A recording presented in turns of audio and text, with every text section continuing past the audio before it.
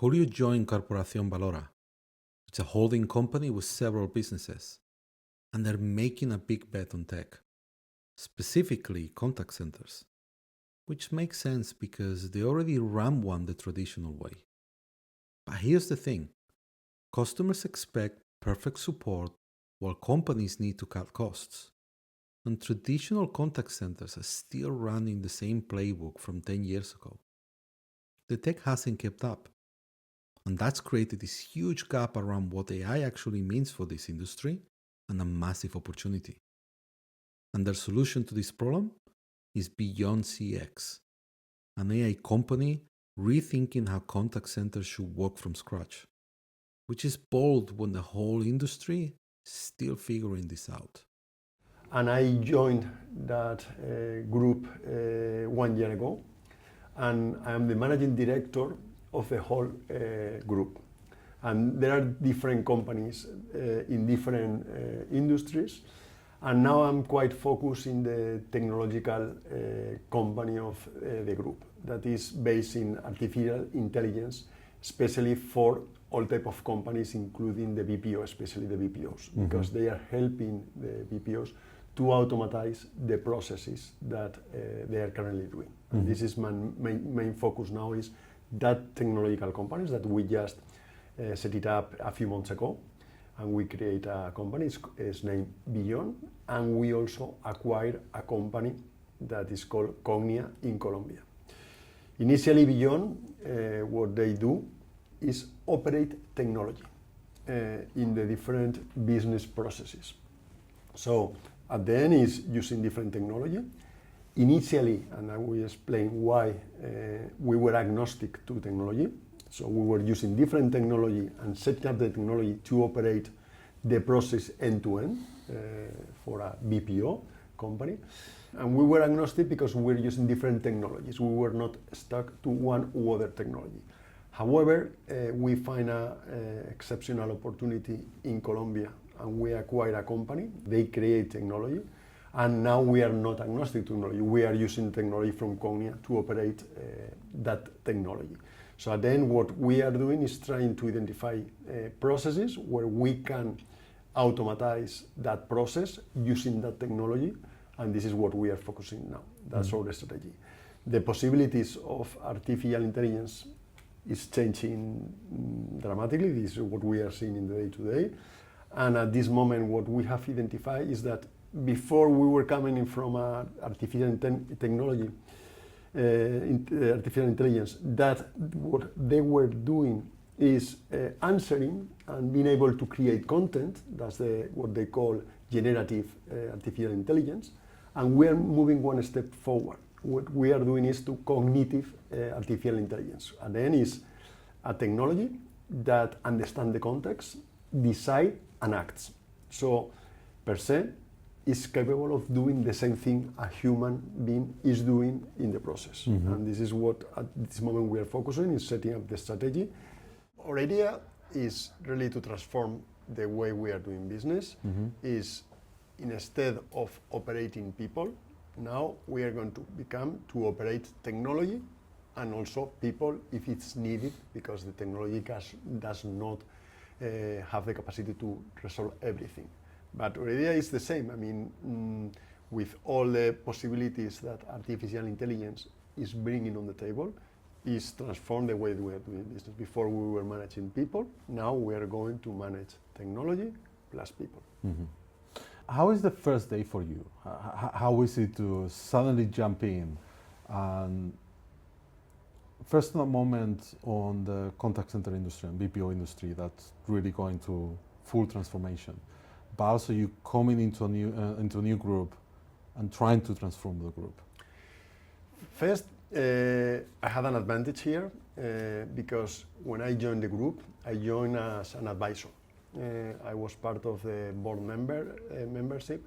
I joined for 3 or 4 months as a pure advisor, and I started to identify the strengths and the weaknesses of that company. And then after a few months, then I saw the possibilities that this company had, because the strategy that the company had initially was quite logic with all the changes that we were seeing.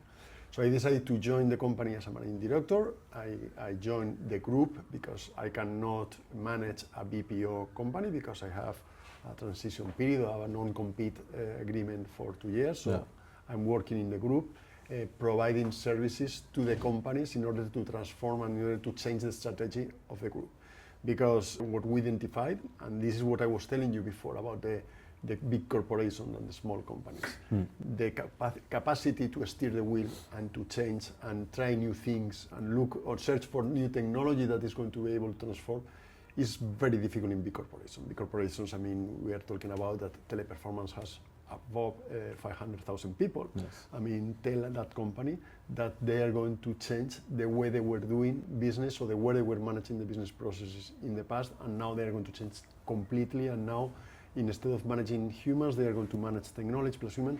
This is very complicated. So that's why I think the challenge was quite significant in my case, because I was entering a group, but the way doing that, or the possibilities to do that, how easy to do that in a small, medium company is much easier than in a big corporation. And that's why I think we had a big challenge, but also a lot of possibilities, and especially with the technology that is appearing in the market now. Is that an AI hype, or is it actually doing what the promises say it's doing?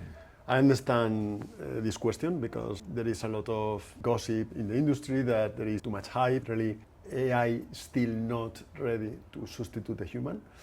But before, what we were seeing is that the AI was able to answer, it was able to have a conversation with the other person on the other side, but was not able to resolve the difficult queries from the customer. At this stage, we have moved from generative AI to cognitive AI, and this cognitive AI is really changing. For me, it's changing completely the game. And completely the game is because, as I was telling you, understands the context, decides and acts. It's able to connect different data sources and is able to take the right decision and the same reasoning as a human will do. For example, to give you an example, if you are calling a contact center and you have a discount if you spend in telecommunications and in your telephone company more than 100 euros, and they have not applied that discount. So you are calling the contact center and you are really asking for that rebate that was promised to you a few months ago. And the vocal agent is capable of contacting the different data sources, is able to contact your contract, read the contract, go to the CRM, understands that they have not applied that discount, and really saying to you that that's correct, that they have not applied, and then they are going to apply the discount, and then connect with the SAP in order to apply that discount. And this is, at this moment, this is something that you can currently doing with AI, and this is changing completely the human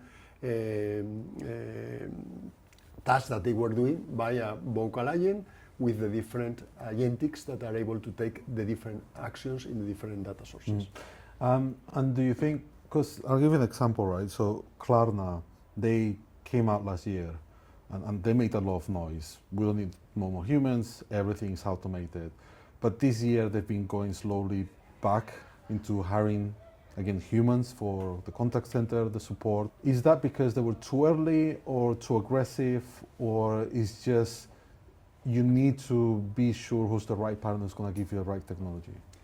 I think probably it's a mix of all the things that you are saying, is that probably they were too early, they were not with the right partner in terms of technology, but what we are seeing and what we are, and also there is an important thing. I mean, that technology, in terms of cost, at this moment, in some cases, is easier to do it with a human agent in maybe Egypt or Latin America, that with doing with a vocal, let's say, automatic agent or a robotic person doing it, a robotic agent doing it from wherever it's the machine. So this is still that cost involved that at this moment there is still not, I mean, I guess in the next weeks or in the next months, that technology, the cost is going to go down dramatically. But at this moment, still there is a question of cost. So I would say that it's a mix of the different things that you have just mentioned. Talking about cost, because that's the most important thing. It feels a little bit like it's the big tech companies just pushing to get rid of the cost and not really care about the actual support that they're giving to their consumers. Because I'll give you some data that's come out, right? Like 64% of customers do not like an AI chatbot, as they say, and 75% of customers would prefer talking to a human. So how does that go between what the companies are pushing to reduce costs against what the customers actually want when they're requesting for support? It's true, and if we go back to the times that when initially the chatbot was appearing in the market, there was so much hype on that, and companies were pushing in order to reduce cost, and they were not really focusing on the customer experience, and really that made a lot of harm to the industry, because there were a lot of chatbots that they were just creating a loop, and they were not creating a good customer experience. Nowadays, I think is the right moment. I think the technology is there to do it. It's true that cost is not there yet. So if you want to move and to create these robots doing or substituting the human, still the cost is not there yet. Yeah. But it's true that we need to be very careful, because there are a lot of companies pushing because they have a lot of pressure in cost, and they are trying to implement, maybe like you were saying, Klarna, earlier that they were supposed to do it. Yeah, but it's not just the clients, right? You see a lot of companies. I mean, it's been quite popular right now with Deloitte, right? They have these companies selling, we're doing AI, we're solving AI, but then at the same time they're saying companies are not ready internally, and they're doing a huge investment just to train their own employees on how to use AI. And actually some companies don't even allow to use AI internally. So they're selling an AI service to clients, but internally they're telling their employees only use AI for very basic things, nothing which is work related. So maybe the question is, how can you identify who is really AI first, who's really building the right technology? And how do you identify the ones who are just putting the title AI on the LinkedIn post because then it just sells? First of all, what you are saying is very important, because I also read the other day that 95% of the AI projects that are being implemented, they do not have return on investment. Only 5% of the projects, they have a return of investment. So that's also quite significant to say. But I think in order to identify or answering your question, I think the only way to do it is creating those business case. I mean, if you have, or you are able to identify companies that they have those business case that they have already tested, that they are there, I mean, probably it's because they have the right technology, they understand the business processes and how to apply that technology to the business processes. And this is the only way that at this moment I think you can identify these type of companies that they are AI first, is because they are able to implement and they have already those business case alive, and they can prove it. Yeah. That's the only way I can see. Yeah. And within the BPO industry, I don't know if people realize how big it is. I mean, it's, I think the latest I read was it was reaching around the 400 billion just this year, and it's expected to reach around the 500 billion within the next 5 years, so by 2030. When you're implementing technology, and it's mostly human-based, as we know, right? There's chatbots and everything, but it's mostly human-based. So when you start implementing an AI which, let's say, can create all those processes become automated by 70%, how does that impact an industry that's been based on human beings, right? Countries that pretty much like Philippines and India, that are heavily been invested on the contact center world. How is that going to impact everyone? It's massive. And we were saying before, I mean, what my perception based on when I was in the BPO industry and what I am seeing, what the BPO industry on these huge corporations are doing, is that their strategy is based in creating what they call the support agent. It's kind of a tool that is giving the right support to the human agents to give the better answer or give the more accurate answer to the end customer. For me, this is, I think we need to go beyond that. I mean, this is something that was already way past, and at this moment we are, as I was telling you before, with a completely new technology, and the technology is able now to substitute the human being. So, and these huge companies that they have create their business model based on a scale are going to have a really rough moments at this stage, because if the technology is there, is able to substitute the human being, is going to create a complete disruption in the market. And my view, obviously, is my view. There is not a question is if this is going to happen or not, is when. Maybe because the costs are not there yet, or because the complete technology, there are not the right business case at this moment. But this is going to happen, and I can tell you it's not going to be 5 years. It's going to be in the next 1 or 2 years that there is going to be a huge disruption, and it's going to have a huge impact in the BPO industry. Do you think there's going to be a political pushback on this? Like countries, again, like Philippines, I mean, just if you look at Concentrix, they're the biggest private employer in the country with more than 100,000 employees, just dedicated to a contact center. When you go to the government and tell them, yeah, we're going to reduce 70% of those jobs, do you think there's going to be a pushback towards technology? Is there going to be some forces implemented into the industry saying, no, it needs to stay human, or it needs to stay, or certain steps needs to be in the human way? Do you consider that could happen? Yeah, but I mean, I guess they will try. They will try to do this type of things, but it's very difficult. I mean, very difficult because you have, nowadays, you are competing with all the world, and maybe in Philippines they put that restrictions, but in other continent or in other country, they don't put those restrictions. So those industries are going to move to other places, and unless there is a complete coordinate, and we see now in the geopolitical world, that's impossible. I mean, unless everybody is coordinated and all the different continents are saying this is the way of doing things, but I don't think you can put what they say barriers to the field, because everything is changing so quickly, and I see it very difficult. I understand that they will try to do it, but to be successful in this type of measures is going to be very, very difficult. So what's the ideal relationship that you need to have with a client to realign with the decision makers about, yes, this is exactly the type of support that you're expecting and that it's following the brand? Well, I think that for me is key. I mean, and this is the problem of the big corporations, is that, you know, the people that are deciding are very far away from the customer and the business process decision. And I think you need to be very close to the customer, and this is another difference between corporations and small medium customers, is that the small customers, you are very close to the customer, you are in every decision, you are taking the decision based on your customer, and the approach is completely focused on the customer, and it's like what we say, customer first. This is happening more in the small medium. In the big corporations, and understand, you cannot be that close to the customers, you take that distance because you have other decisions to take, you have to manage so many people, so it is very difficult in the big corporations. But for me, it's key is to be close to the agent, and in this industry is very well positioned because the technology is there, but also the BPO, they know the business of their customers. They understand what are the processes, what are the frictions that they have, and how that technology can be applied. If there is only a technology company, they don't know what are the business processes. They don't understand how that works and what are the frictions in the customer experience that they are having.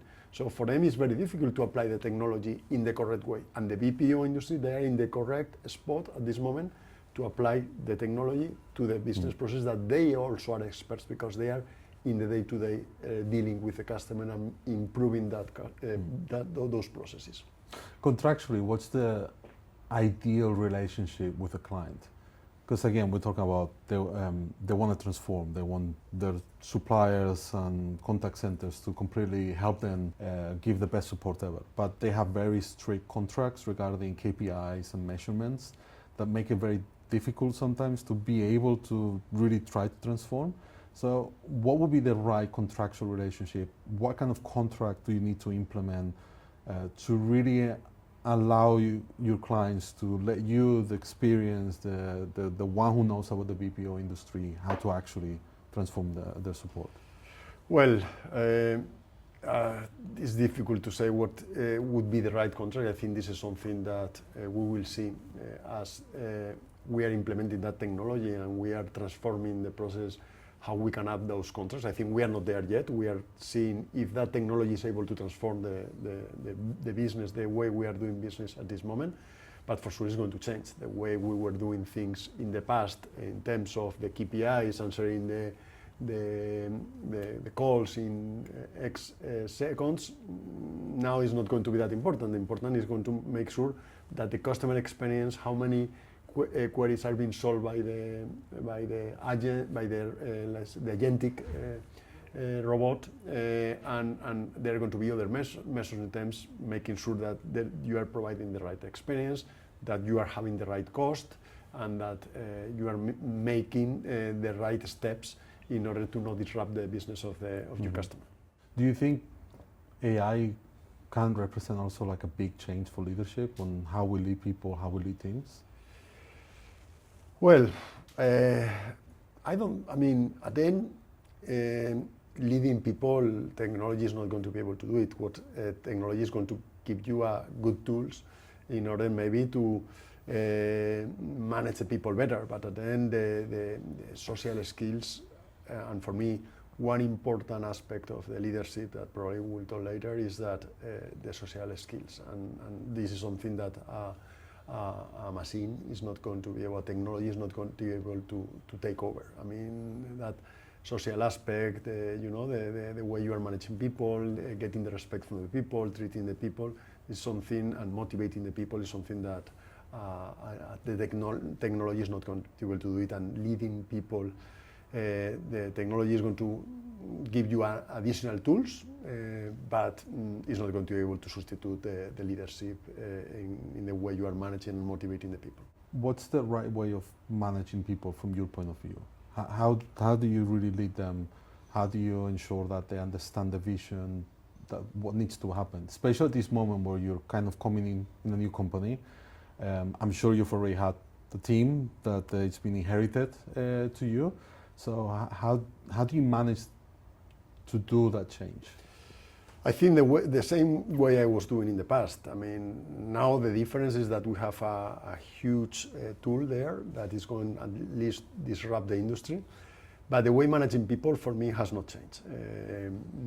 It's treating them with respect, having a consistent way of treating the people, not having peaks in or changing your mode from one day to the other. But I think it's quite easy. It's being yourself, respect the people the same way that you would be or you would like to be respected from the people there. And then it's very easy to say, but it's very difficult to do it. It's just become normal. I mean, be a normal person and treat the people in a respectful way, and that's the only thing that you can do in order to make sure that they apply the strategy that you are telling the people. Is just at the end is basically making sure that they follow you, that you have the respect, that they understand what they are doing, that you motivate them, and that they feel important. Because this is something what we were saying before in the big corporations. Your decision does not matter. You understand, you identify that you are in big meetings with 20 people, and that you see that whatever you say, whatever you decide is not going to have any influence. In this type of companies, it's easier to manage people because you can motivate the people, because whatever they say, whatever they think, it's important for the company. And whatever the decisions that they take, they are going to be implemented, and they are going to have consequences for sure. Not happening the same in the corporations. So it's easier sometimes to motivate and to lead people in the small and medium corporations, because whatever they do, also those decisions have consequences, and this is the, let's say, the difficult part of it, because sometimes those consequences are not good, but the influence and the way you motivate people is easier in the small medium companies because of how important you are, and not a number that you are in a big corporation. No. How to avoid those traps? How do you make sure that you don't have those famous meetings with 100 people where everyone is just listening to 5 people give news, and it's been an hour wasted of everyone's time? Well, I can talk basically my experience, because whenever in the past we were, in the past, let's say in the sell by tell era, we were still a startup and we were going as a startup and we were able to do that. It's true that whenever you enter in a big corporation and you are not the leader of that corporation, and the way the big corporations are managed are completely different, and you cannot influence there. How are we going to be able to do it? At this moment, we are able to do it in a small medium because it's easier. You are just the management team is very reduced compared to big corporations, and the meetings that you are involved are much more reduced, and the decisions that everybody is taking has an influence. If you grow very much, or I hope we do it in the next years, and we become a big corporation, this would be a challenge that I cannot tell you now how we'll manage, but I will try my best to make sure that we do not commit the same traps as we were doing in the big organization. There has to be a way to cut the bureaucracy, right? Because it goes back again to the point you just said. Technology is supposed to replace humans. So is it just going to be a point where you can have a global company with 100 millions of revenue with 10 employees? Is that something that can happen? Is that something that it could go to that direction? I think it can go. I mean, maybe 100 of millions with 10 people is maybe something that I cannot tell you, but I'm sure that you are going to manage a much big revenue of a company with much less people and much less cities that we were able to manage in the past, I'm sure. I cannot tell you what is going to be the ratio of people versus euros, but for sure is not going to be nothing similar to what we had in the past. On delegating, and personal experience has always been, when you delegate to a mid-management, that's where you see the blur on the lines regarding what the vision of the leadership has towards the communication down to the employees who are actually doing the work. How do you make sure that part on the middle doesn't make the noise? Because that really seems to be the problem of corporate world today, of why we have so many meetings, right? You might hire the wrong person on the mid-level who doesn't have the experience on leading, on communicating, and that's where all the problems start to happen. So how do you make sure that mid-level is really the good connection between the two sides of a company? As I was saying, I mean, if you have that delegation and you trust the people, that those people are going to hire the right people also underneath them. And another way of making sure that these things happening is that I think this was also the way that we have been managing in the past in Cell Vitel is open doors, is making sure that you have a lot of communication with the people, that you talk to the people, that the people also are they have the freedom to go to you, to approach you, to tell you what is going on, because if not, it's impossible to do that effect. So again, it's important the trust on the people that you have underneath, and also making there is a communication not top down but also down top. That communication reaches to you and you understand what are the problems that you are seeing in the company, that also you are able to steer the wheel and to make changes. Yeah, and it's also the trust from the mid-management that the communication is going up, down upwards, exactly. Because there's always that feeling of, they're going to speak to my manager, that's not good, what they're going to say, right? So it's building the trust, it's okay, they can complain, they can share, and then that's exactly. I think that's very important, that they have the trust that if somebody goes, it's just in order to improve, in order to make that communication flow much better, and not in order to punish them because they have not doing the correct thing, or they have not doing that, because if not, then obviously that trust disappears. You've always been pro-office, right, about working in an office. Does that help? A lot. Yeah, right?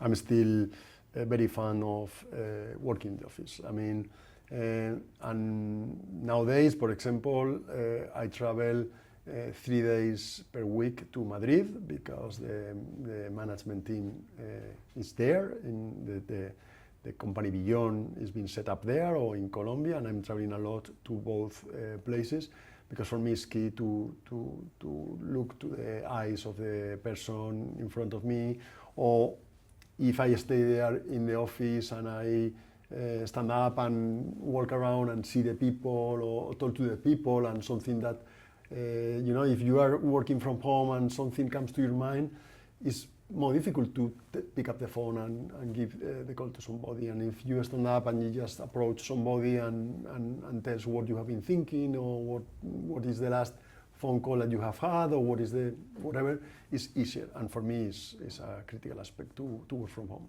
Yeah, for me, from the office. Like, I agree with you. Like, working from home is very comfortable, but when I was working for you, there was a lot of meetings. There's always these anecdotes that the actual meeting wasn't on the meeting; it was the before and after, because everybody who was joining the meeting, all the managers, will talk before, and then we would talk after, and that was actually more helpful. It created a culture and everything. And now with the latest jobs that's being fully remote, the feeling of culture just it's much more difficult. Fully goes away. It doesn't matter what company you're working for anymore. Do you think that's why everybody and so many companies are pushing the return to office, and not just being that political, but more about, because then you feel like you're working for that company and not just for any brand? No, completely.